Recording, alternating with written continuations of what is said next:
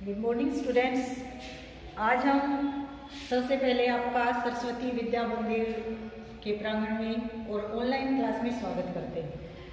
आप सबको जानकर बहुत खुशी होगी कि हमारी संस्था ने बच्चों के उज्जवल भविष्य के लिए और हमारे विद्यालय में ये व्यवस्था की है। इस ऑनलाइन क्लास में मैं आपको संस्कृत विषय की जो संस्कृत व्याकरण है उसको हम सबसे पहले स्टार्ट कर रहे हैं।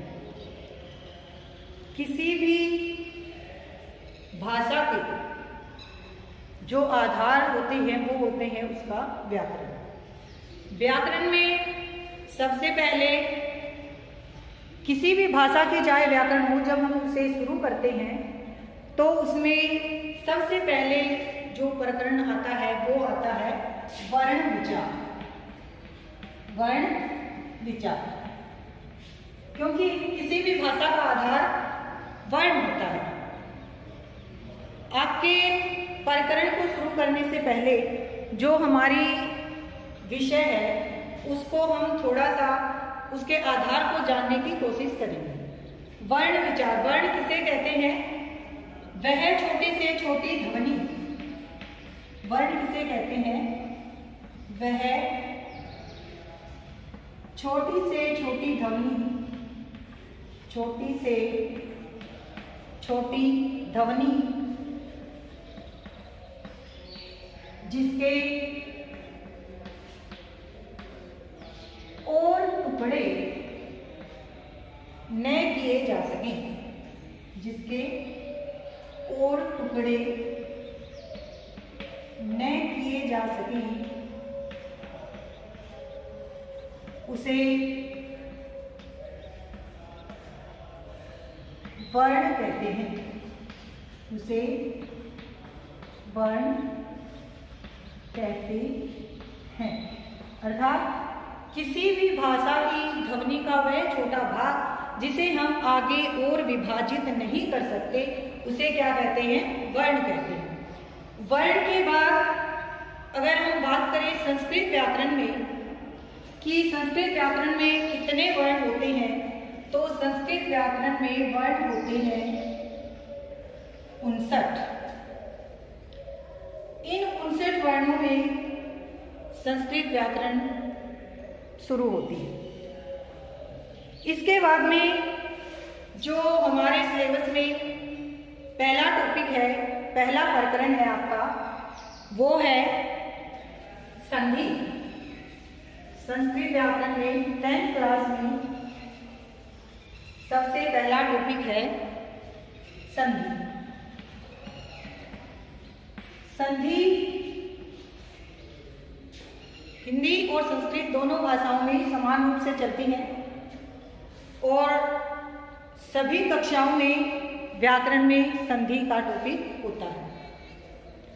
संधि में शुरू करने से पहले सबसे पहले जो संस्कृत के हमारे महान आचार्य हुए हैं, आचार्य पाणिनि, जिन्होंने संस्कृत विषय को, संस्कृत के व्याकरण को माहेश्वर सूत्र, क्या है? माहेश्वर सूत्र, और इनकी संख्या है 14। माहेश्वर सूत्रों की संख्या कितनी है? माहेश्वर सूत्रों की संख्या है 14। क्योंकि ऐसी हमारे पुराणों में कथा है। अब आप सोचेंगे कि ये माहेश्वर सूत्र क्या होते हैं, शायद आपने नाम ना सुना हो, या जो जानते हैं तो भी मैं आपको एक बार बता देती हूँ। माहेश्वर सूत्र वे सूत्र हैं जो भगवान शिव के डमरू से उत्पन्न हुए। इन सूत्रों में जैसे जैसे भगवान शिव के डमरू से ध्वनि निकली और महर्षि पाणिनि ने उसे सुना, तो उस ध्वनि के उच्चारण के आधार पर ही महर्षि पाणिनि ने इन सूत्रों का निर्माण किया। ये जो 14 सूत्र हैं इनको एक बार देख लीजिए। पहला है ए ई उ न, दूसरा है रि ऋक, तीसरा है ए ओम, चौथा है आई औच, पांचवा है ये वे रे तक, छठा है लड़, सातवां है ये मैं ग न म, यम गण नम। यानी इन माहेश्वर सूत्रों के जो पहले 7 हैं वो क्या है? ए ई उ न, री री क, ए ओ, आई औच, है य व र ट, ल न, य म ग न म। जो 8वां है वो है झ भ य, 9वां है घ ढ ध स, घ ढ ध श। 9वां सूत्र क्या है? घ ढ ध स। आपका 10वां सूत्र है ज ब ग ड द स, ज ब ग ड द स।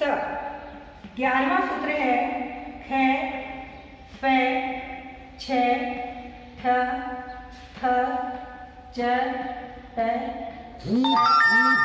व। 12वां सूत्र है क प य। 13वां है स श स र। और जो लास्ट है 14वां सूत्र वो है हल है और ल। ये देखिए, ये है आपके 14 माहेश्वर सूत्र जिनका महर्षि पाणिनि द्वारा निर्माण किया गया। कहाँ से? भगवान शंकर के, जिन्हें हम महेश्वर भी कहते हैं, उनके डमरू से सुनकर, और इसीलिए इनको महेश्वर सूत्र कहा जाता है। संस्कृत व्याकरण पढ़ने के लिए आपको इन सूत्रों को याद करना आवश्यक है। क्यों? क्योंकि जैसे हम संधि के टॉपिक की बात कर रहे हैं, संधि प्रकरण की बात कर रहे हैं, तो इस संधि प्रकरण में हम जब संधि पढ़ेंगे आगे, तो उन संधियों में बार बार हम पढ़ेंगे कि अण प्रत्याहार, इक प्रत्याहार या जस प्रत्याहार, झल प्रत्याहार। अब ये प्रत्याहार क्या है? यानी ये इन महेश्वर सूत्रों का एक छोटा संक्षिप्त रूप है। क्या है? एक छोटा संक्षिप्त रूप है। इसमें जैसे हम संधि पढ़ेंगे इको यण यची की इक के स्थान पर यण हो जाता है, तो उसका पता हमें कैसे लगेगा? अगर हम नहीं जानते हैं कि महेश्वर सूत्र क्या है, क्या इक प्रत्यय होता है, क्या यण प्रत्यय होता है, तो हम नहीं बता पाएंगे कि कैसे क्या है। इसलिए इनको याद करना जरूरी है। इन्हें आप अपनी नोटबुक में उतार सकते हैं। अगर आप इसका स्क्रीनशॉट ले सकते हैं तो वो भी लेकर रख लीजिए, ताकि आपको बार बार परेशान ना होना पड़े और लिखने में आसानी रहे। जैसे हमने लिखा अण प्रत्याहार, आप कहेंगे कि ये कैसे बनाए हम, क्या है, कहाँ से शुरू करें, कैसे बनेगा? एकदम आसान है, कैसे बनाएंगे? देखिए, हमें क्या देखना है प्रत्याहार में? सिर्फ इसका पहला वर्ण और अंतिम वर्ण, ए और न। इसका मतलब क्या है? ए से लेकर, यानी ए और अण के बीच में, ए और अण के बीच में जितने भी वर्ण आए हैं, इन सूत्रों में ए और अण के बीच में जितने भी वर्ण आए हैं वो क्या है? सारे के सारे इस अण प्रत्याहार में समाये हुए हैं। उनको भी हमें इसके अंदर लेना है। जैसे हमने लिखा अण, तो अण में यहाँ पे देखिए, मैं यहाँ पे लिख देती हूँ, ये हमारा अण प्रत्याहार है। इस अण प्रत्याहार को हमें यहाँ पे देखना है, यानी पहले क्या देखना है? हमें ए वर्ण देखना है कि ए वर्ण कहाँ पर है। ए वर्ण हमारा स्टार्टिंग में ही है सूत्रों में, ये ए है, और लास्ट में क्या है? वहां पे अण। अब उस अण को ढूंढना है, कहाँ पे है? यहाँ पे है लास्ट में, ठीक है। तो इस ए से लेके इस अण तक का जो भाग है या इन दोनों के बीच में जो वर्ण है वो इस अण प्रत्याहार के अंदर आते हैं। जैसे हमने अण लिखा तो इसको कैसे लिखेंगे, ए, ई और उ, ये वर्ण इसके अंदर आ गए। क्या है इनके बीच में, जो ये अंतिम हर सूत्राहार का जो अंतिम हलंत वर्ण है वो क्या होगा, ये केवल उच्चारण की सरलता के लिए दिया गया है। जब हम प्रत्याहार बनाते हैं तो उस अंतिम वर्ण को उसमें शामिल नहीं करते हैं, ठीक है। यानी हर सूत्र का, जैसे अणे, के, ग, च, ट, मैं, ये, श, श, वे, य, र और ये ल, इन वर्णों को हलंत किसे कहते हैं, जो ये हमारे वर्ण के नीचे एक टेढ़ी पाई होती है या जिसको आप रेखा बोल सकते हैं, जो टेढ़ी ऐसे हम छोटी सी रेखा लगाते हैं उसको संस्कृत में हलंत बोलते हैं, ठीक है। तो इस हर सूत्र के अंतिम हलंत वर्ण को हमें प्रत्याहार में नहीं लेना है। क्या करना है, प्रत्याहार में नहीं लेना है। जैसे हमने दूसरा लिखा इक, दूसरा प्रत्याहार हमने क्या लिखा है, इक लिखा। अब इस इक से हम क्या समझे कि इक क्या है। इक क्या है, देखिए हमें इन सूत्रों में पहले ई ढूंढनी है, क्योंकि हमारा पहला वर्ण क्या है, ई, और ये ई हमारे इन सूत्रों में कहाँ है, पहले ही सूत्र में हमारे पास क्या है, ई है। तो उसको हम यहाँ इस ई से स्टार्ट करेंगे। और कै, कै कहाँ पे है, ये है हमारे पास कै। इस कै तक के वर्ण जिसमें हमें अंतिम हलंत वर्ण को छोड़ देना है, इसमें शामिल करेंगे।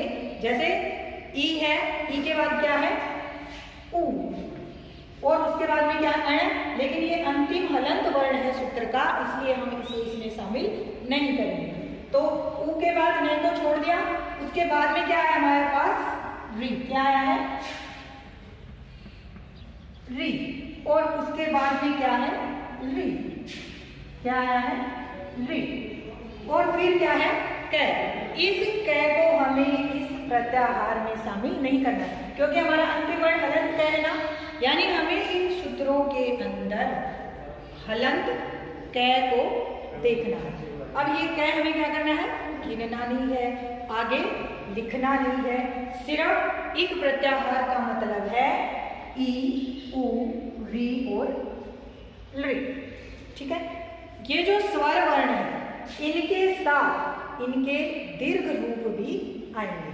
दीर्घ रूप मतलब जैसे ये ई है तो ई, ये हो गया, उ है तो ये हो गया उ, री, री का दीर्घ रूप संस्कृत में होता है जिसको हम ऐसे लिखते हैं, यानी री के नीचे अगर हम री की मात्रा लगा देते हैं तो वो क्या हो जाती है, दीर्घ री।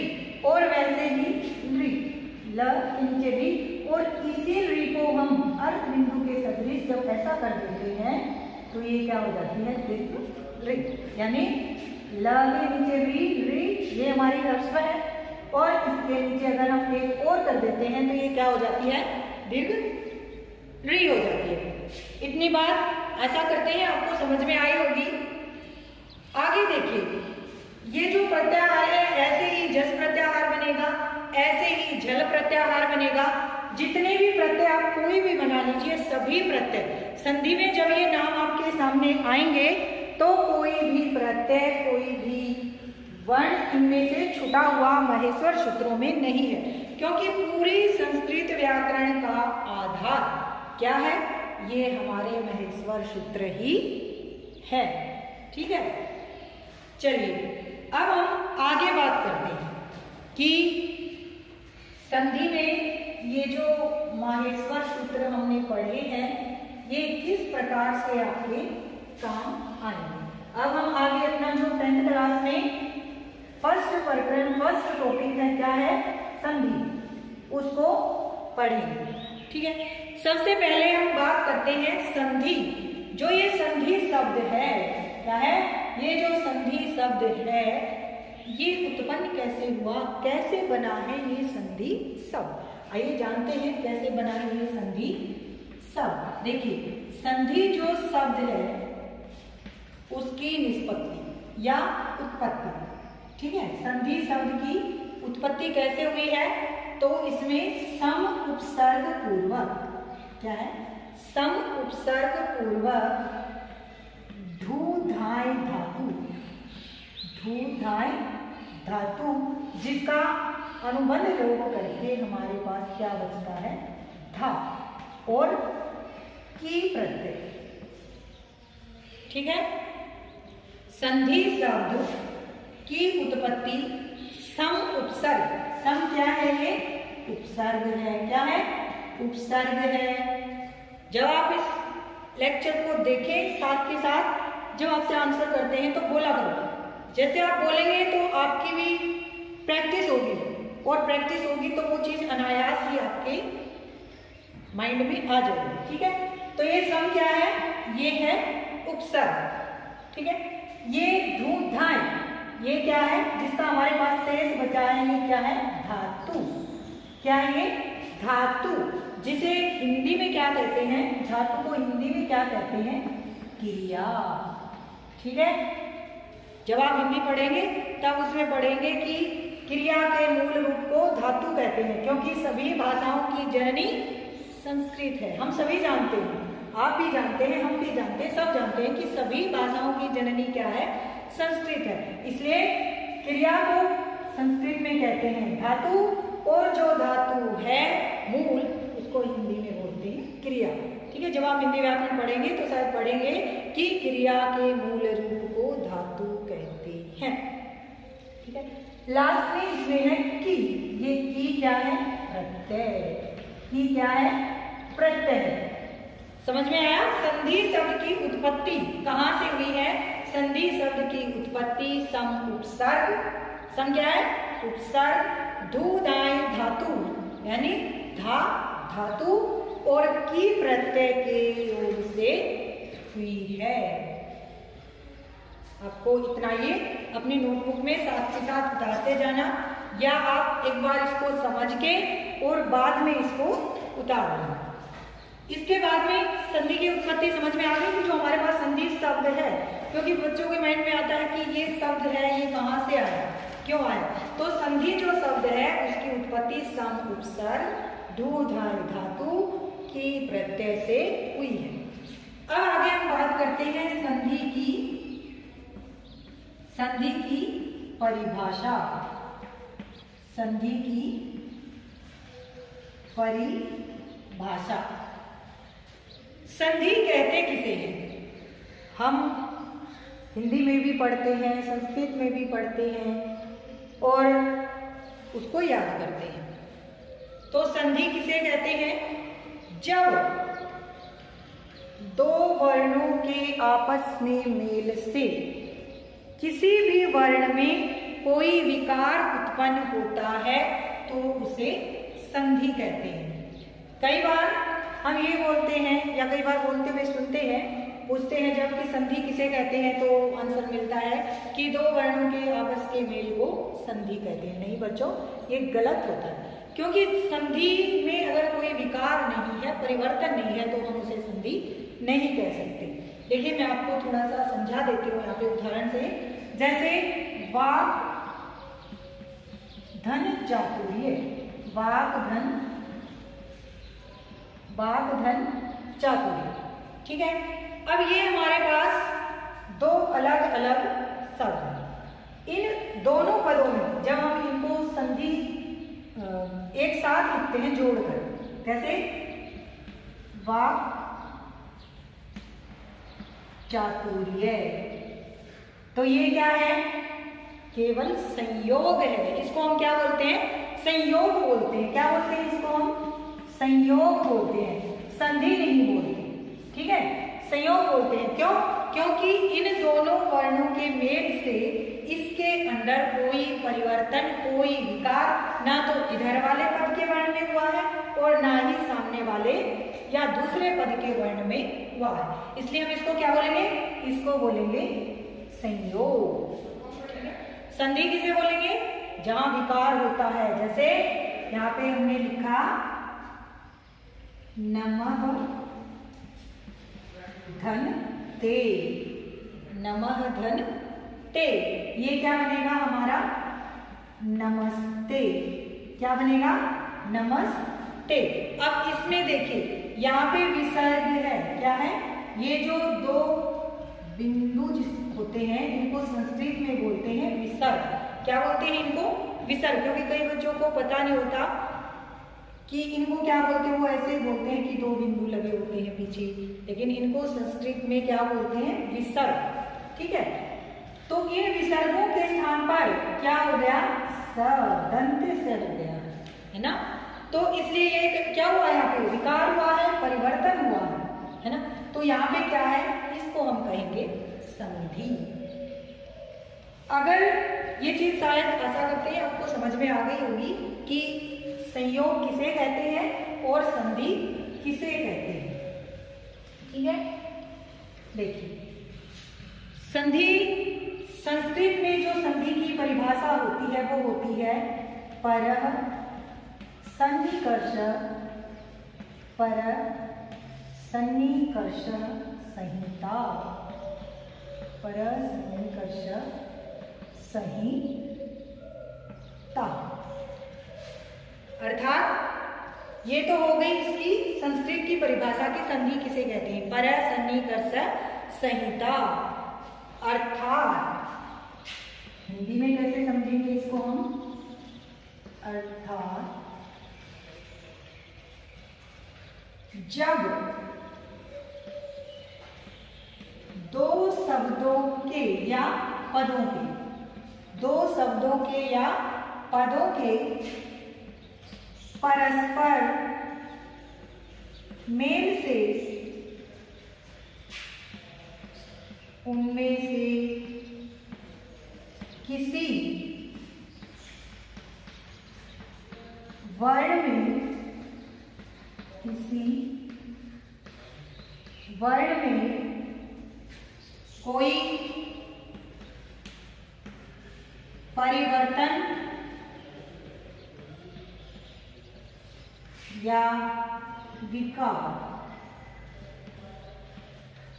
क्या लिखेंगे, क्या होता है, जब दो शब्दों के परस्पर मेल से उनमें से किसी वर्ण में कोई परिवर्तन या विकार होता है, कोई परिवर्तन या विकार होता है, उसे संधि कहते हैं। तो उसे संधि कहते हैं। ठीक है, संधि की परिभाषा समझ में आई आपको। संस्कृत में परः सन्निकर्ष संहिता, और अगर हम हिंदी में बोले तो क्या बोलेंगे, अर्थात जब दो शब्दों के परस्पर मेल से उनमें से किसी वर्ण में कोई परिवर्तन या विकार होता है, उसे संधि कहते हैं। ये बात बच्चों ध्यान रखना कि संधि में कोई विकार या परिवर्तन अवश्य होता है, वहीं पर संधि कार्य संपन्न होता है, अन्यथा वहां पे केवल संयोग ही हुआ है, हम उसे संधि नहीं कह सकते हैं। ठीक है, चलिए यहाँ तक आशा करते हैं आपको समझ में आया होगा। आगे अब हम बात करते हैं संधि के भेद की, संधि के कितने भेद होते हैं, संधि की व्युत्पत्ति पढ़ ली कि संधि शब्द कहाँ से उत्पन्न हुआ है, उसके बाद में संधि की परिभाषा हमने देखी कि संधि की क्या परिभाषा है। अब आगे आता है संधि के भेद। क्या आता है, संधि के भेद, कि संधि के भेद कितने हैं, संधि को हम कितने भागों में बांटते हैं। तो मुख्य रूप से संस्कृत व्याकरण में, संस्कृत व्याकरण में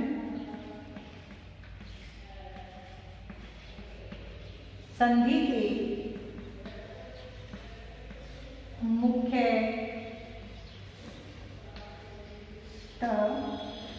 तीन भेद होते हैं। कितने भेद होते हैं? तीन भेद होते हैं। संस्कृत व्याकरण में संधि के मुख्यतः तीन भेद होते हैं। ठीक है, कितने भेद होते हैं संधि के? तीन भेद होते हैं। हमने यहाँ पर लिखा कि संधि के तीन भेद होते हैं, है ना। अब तीन भेद कौन कौन से होते हैं? एक बार हम इनको थोड़ा सा डायग्राम से लिख लेते हैं।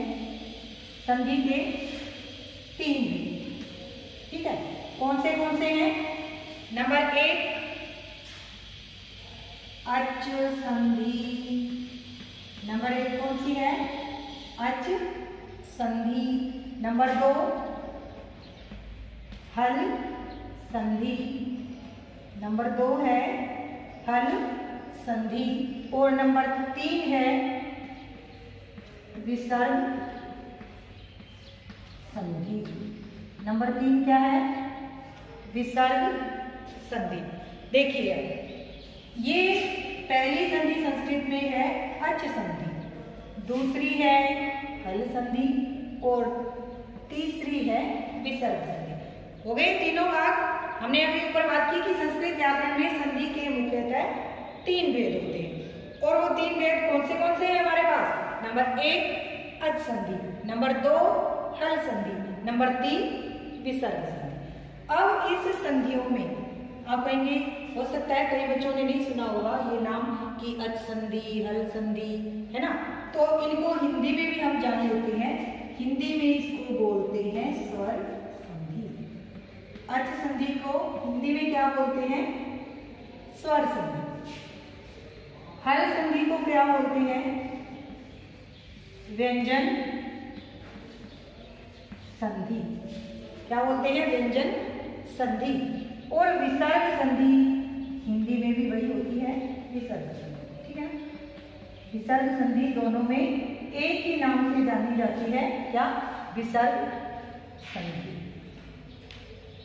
एक बार फिर देख लीजिए, अच संधि को क्या कहते हैं? स्वर संधि। हल संधि को क्या कहते हैं? व्यंजन संधि। और विसर्ग संधि को हिंदी में भी हम विसर्ग संधि ही कहते हैं। ठीक है, संधि के तीन भाग हो गए, तीन भेद हो गए। कौन से? नंबर एक अच संधि, नंबर दो हल संधि और नंबर तीन विसर्ग संधि। अब ये जो तीनों भेद हैं संधि के, उनके आगे भी और भेद हैं। मतलब जो अच संधि है, स्वर संधि जिसको हम बोलते हैं, उसके आगे 5 भेद मुख्यतः जो आपके 10th क्लास के सिलेबस में है। ठीक है, चलिए हम बात करते हैं आगे। इनको आप उतार लीजिए, अगर हो सके तो आप इसका स्क्रीनशॉट ले लीजिए। आपने ले लिया होगा शायद। अब हम आगे अपने टॉपिक को बढ़ाते हुए बात करेंगे जो हमने अभी संधि के 3 भाग पढ़े हैं, 3 भेद पढ़े हैं कि स्वर संधि, व्यंजन संधि और विसर्ग संधि। देखिए, सबसे पहले हम बात करते हैं किसकी? अच स्वर संधि। ठीक है, अच या स्वर संधि। संस्कृत में बोले तो अच संधि, हिंदी में बोले तो स्वर संधि। ये हमारी संधि का पहला भेद है। स्वर संधि की जब हम बात करते हैं, अच संधि की, तब हम दिमाग में सोचते हैं कि ये स्वर संधि क्या है, कहते किसे है स्वर संधि, किसको हम स्वर संधि बोलेंगे? जब संधि विच्छेद होता है या हमारे पास संधि युक्त पद होता है तो हमें कैसे पता चले कि कौन सी स्वर संधि है और कौन सी व्यंजन संधि है? तो देखिए, जब किसी पद में किसी स्वर वर्ण के साथ स्वर वर्ण आने के बाद, जब किसी पद में स्वर वर्ण के साथ स्वर वर्ण का मेल होता है और वहां पर जो विकार उत्पन्न होता है उसे क्या कहते हैं? अच संधि या स्वर संधि कहते हैं। चलिए हम इसको लिख लेते हैं। देखिए संधि की, अच संधि की परिभाषा, जब किसी पद में, जब किसी पद में स्वर वर्ण के साथ, स्वर वर्ण के साथ स्वर वर्ण का मेल होता है, मेल होता है, तो वहां अच स्वर संधि, अच स्वर संधि मानी जाती है। क्या मानी जाती है? अच स्वर संधि मानी जाती है। ये देखिए बच्चों, ये है आपकी अच स्वर संधि की परिभाषा। किसे कहते हैं अच संधि? जब किसी पद में स्वर वर्ण के साथ, यहाँ पे छूट गया ये, स्वर वर्ण के साथ स्वर वर्ण का मेल होता है तो वहां अच स्वर संधि मानी जाती है। ठीक है, स्वर संधि की परिभाषा आपको समझ में आ गई कि जहां पर स्वर का स्वर के साथ मेल होता है तो उसे हम क्या कहते हैं? स्वर संधि कहते हैं। जैसे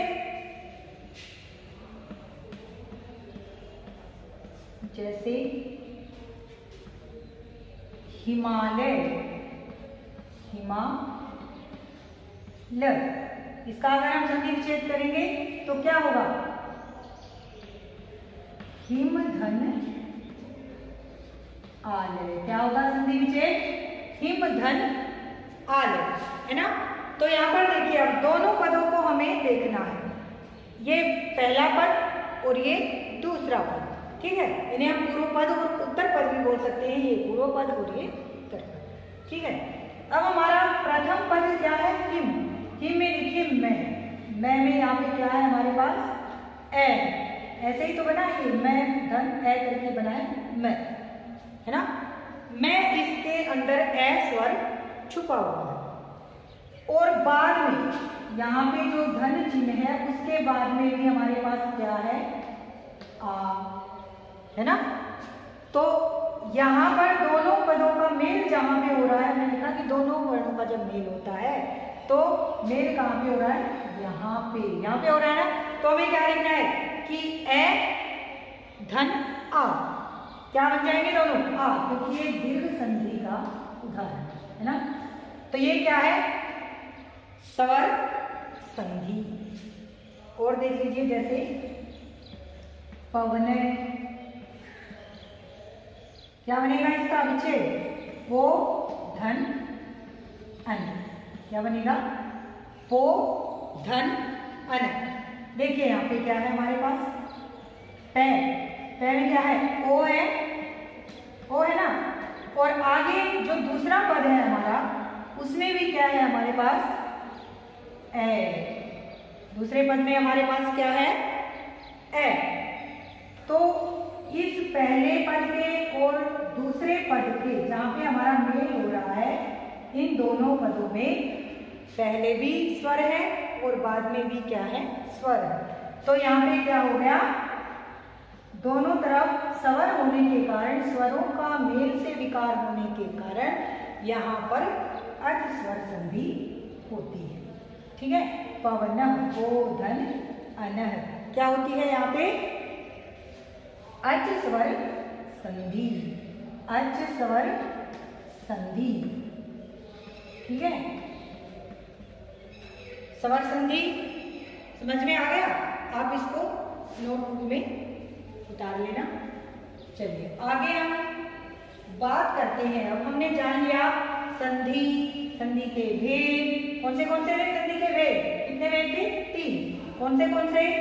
नंबर 1 अच संधि, नंबर 2 हल संधि, नंबर 3 विसर्ग संधि। अब जो फर्स्ट यानी पहली संधि हमने पढ़ी है अच स्वर संधि, जिसमें हमने जाना कि जिस पद में परस्पर दो स्वर वर्णों के मेल से जो विकार उत्पन्न होता है उसे हम स्वर संधि कहते हैं। क्या कहते हैं उसे? हम स्वर संधि कहते हैं। अब स्वर संधि जो ये हमने पढ़ी है अच स्वर संधि, ठीक है, अच स्वर संधि। इस अच स्वर संधि के भी कितने भेद होते हैं? 5 भेद होते हैं, जो आपके सिलेबस में 10th क्लास में है। वैसे तो अगर हम बात करें पूरे स्वर संधि की तो उसके संस्कृत व्याकरण में महर्षि पाणिनि द्वारा 8 भेद स्वीकार किए गए हैं, ठीक है। पाणिनि द्वारा कितने भेद स्वीकार किए गए हैं? 8, ठीक है। लेकिन आपका जो 10th क्लास का सिलेबस है, टॉपिक है, उसमें आपके केवल 5 भेद दिए गए हैं। तो आपके हित को ध्यान में रखते हुए हम यहाँ पर उनको ध्यान में रखते हुए हम यहाँ पर उन्हीं 5 भेदों को पढ़ेंगे, ठीक है। जिसमें नंबर 1 है, 5 भेदों में डायग्राम से हम इनको लिखेंगे, क्योंकि डायग्राम से जब हम लिखते हैं तो कोई भी विषय वस्तु आसान और रोचक लगती है, ठीक है। कितने भेद होते हैं जो आपके सिलेबस में है? 5 भेद। वो 5 भेद कौन से हैं? पहला है यण संधि, ठीक है। दूसरा है अयादि संधि। दूसरा भेद क्या है? अयादि संधि। तीसरा है वृद्धि संधि। एक है पूर्व रूप संधि, और एक है आपकी जो सिलेबस में है 10th क्लास में, वो है पररूप संधि, ठीक है। तो आज हमने जो इस लेसन में पढ़ा है कि संधि किसे कहते हैं, संधि के भेद कितने हैं, फिर उनमें भी जो फर्स्ट हमारा भाग है अच स्वर संधि, उसके भेदों के बारे में हमने जाना कि हमारे सिलेबस में सिर्फ 5 भेद होते हैं, ठीक है। आगे का इसका जो टॉपिक ये है हम अगली वीडियो में पूरा करेंगे। तब तक के लिए धन्यवाद। वीडियो को ज़्यादा से ज़्यादा शेयर करें, लाइक करें और चैनल को सब्सक्राइब करना ना भूलें। धन्यवाद। जय हिंद, जय भारत।